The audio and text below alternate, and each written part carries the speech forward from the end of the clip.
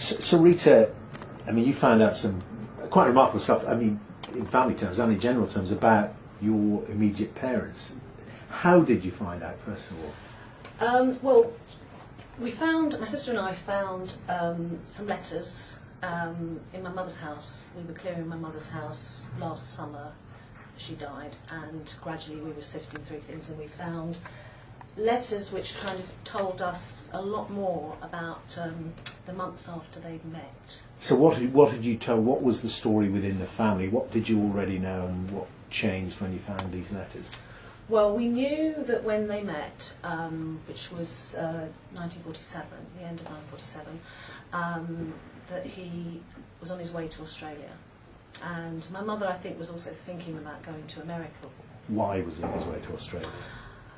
He had no parents. His father had died when he was very young. His mother had died when he was in the Air Force, the tail end of the war. And so he had no real roots in Ireland. He settled in Manchester, I think, after the Air Force. He didn't really like it. He worked in the police force. He didn't really have roots anywhere. So he had some relatives in Australia, and they painted a very rosy picture. So he decided to go out there. Okay, so he sets off in 1947. Had he already met your mother, or what was that? How did that come about? Got his diary for 1947, and he's, for the first half of it, he's in the police force in Manchester, and then he goes down to London because he doesn't like the police force. I think the winter of 1947 on beat, it's snowing a lot, it's freezing cold. He doesn't really like the police force. It's boring. One of the worst winters, wasn't it? I seem to remember reading of the 20th century. It was, and it wasn't very exciting. He wasn't involved in much excitement. So he comes down to London, and October, I've got the time where he's introduced to my mother. And what's quite funny to me is that he's 23 when this diary starts, and he's got lots of girlfriends, lots of dates with nurses and what have you. He seems to have quite a good social life, but as soon as my mother's mentioned, nobody else is mentioned. So he does get smitten, but he's already booked his passage, and he went in January 1948 to Australia. So he's smitten, he's committed to going. And what have you found out then about what happened between? What were their names, by the way? My dad's name was Jim Murray, and my mother's name was Kathleen Shield. Okay, so Jim and Kathleen, head over heels in love, but he's got to go. He's spent the money. His friends and family are expecting him. Why didn't they get married and she go with him? I think what happened, it does seem to be, by December, I think he's having wobbles and thinking he won't go. But I think she says she doesn't want to be responsible for him, not going. She wants him to go and see. And he says, I'll only go if you agree to marry me. But obviously they don't have time to get married then. He, on the way out, there's some letters, there's about 100 letters.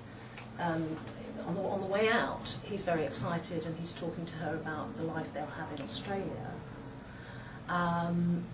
Meanwhile, she's not so sure, and her parents, who live in Ireland, don't want her to go because they think they'll never see her again. But as soon as he gets to Australia, he hates it. He realises this is the biggest mistake of his life. And it's quite funny because he then, he describes some of the relatives to her and how boring life is there, and it's not what he expected. But he goes about trying to set out how he's going to come back. Do you, reading through the letters, do you see a progression in terms of his tone, so to speak? That you talk about that increasing sense of, oh my goodness, what have I done? Almost desperation beginning to creep in? Yes, and certainly there's a little bit in one letter where he manages to convince somebody that he's an experienced seaman in order to work his passage back, because that's the quickest way, rather than working and saving up enough money to come back. So he gets a job as a trimmer, and he doesn't really know what a trimmer does. Nor do we. But apparently it's just the lowest of the low. It's a fireman trimmer. It's shoveling coal into the ship and clearing away the ashes. So that's his job. But he describes the ship. And oh, can you read us a bit? Great. yes, he says, I can now safely say that all being well, I'll definitely be seeing you sometime in July, please God. I got my passport yesterday and signed on today as a member of the crew of the Fort Lennox. Although it's All Falls Day, it's the best thing I've done this year, and I now feel 100% happier than I have been for months. It's only a little over 3 months now that we know that all this is going to be over. I can't tell you how happy I am to be able to tell you this, sweetheart, as I hope the news will make you as happy as I am. You've been very patient and understanding right from the start, Kathleen, and your attitude has made everything easier for me. I tried and prayed hard for this job on the Hotel Fort Lennox, and all I have to do now is stick it for 3 or 4 months, and when I finish I'll be in the right place, and the right place for me is wherever you are.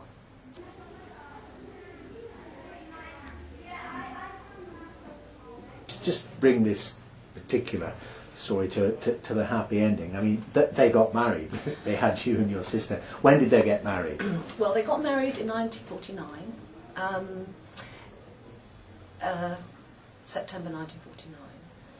But it wasn't quite such a happy ending because, well, it was, but on his way back, he just began to realise that she was in hospital, and she'd been ill. She got pleurisy. She was ill for about 3 or 4 of those months, and she kind of tried to cover it up and say, I'm much better, I'm fine.